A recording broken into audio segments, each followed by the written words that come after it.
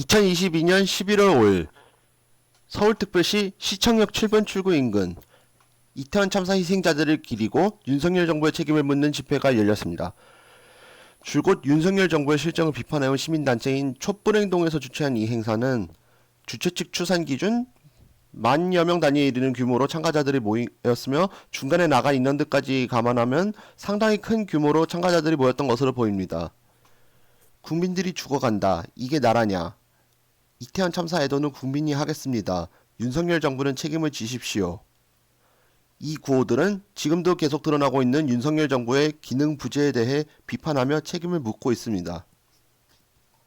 제가 우선 가장 먼저 여쭙고 싶은 거는 이번 참사에 대한 어떤 정부의 대응에 대한 어떻게 생각을 하시는지 일단 그거부터 우선 여쭤보고 싶네요. 정부의 대응은 너무 비비하죠. 너무 아니한 거죠. 아니하다라고 하면 어떤 측면에서 아니하다고 하실 수 있는지. 지금 정식적으로 윤석열은 사과도 하지 않고 있잖아요. 사과를 하지 않고 있다. 사과하지 않고 그리고 형식적으로 지금 조문만 다니고 있잖아요. 먼저 이태원 참사에 희생되신 분들께 네. 참가 명목을 들고요.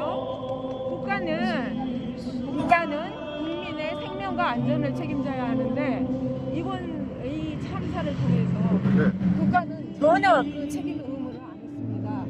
그래서 윤석열 대통령은 사과하고 이 참사에 대해서 사과하고 책임을 지셔야 된다고 생각합니다.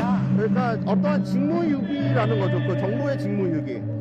정부는 주체직이 없다고 해서 정부의 책임이 없다고 했는데 이거는 완벽한 정부의 책임입니다. 왜냐하면 정부는 국민의 생명과 안전을 책임져야 하는 의무가 있기 때문에 이거는 완전한 정부의 책임입니다. 윤석열 대통령은 사과하고 책임을 지셔야 합니다. 현재까지 이번 참사에 대하여 제기된 여러 의혹들을 입증할 증거들이 더 탐사와 노컷뉴스 등의 여러 보도들을 통해 속속 드러나고 있는 가운데 진상규명과 책임자 처벌이 진정한 추모의 시작이라는 성토에 정부는 귀를 기울여야 할 것입니다. 수완뉴스 윤병익입니다.